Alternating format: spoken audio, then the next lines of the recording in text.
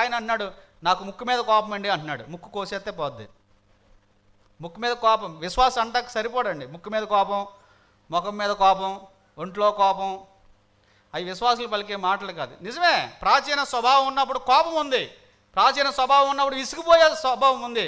ప్రాచీన స్వభావం లేదా ప్రాచీన పురుషుడు బ్రతికుండగా నీ యొక్క కళ్ళును నీ ఒళ్ళును నువ్వు భద్రపరచుకోలేని లేదా నియంత్రణ లేని జీవితం నీకుంది.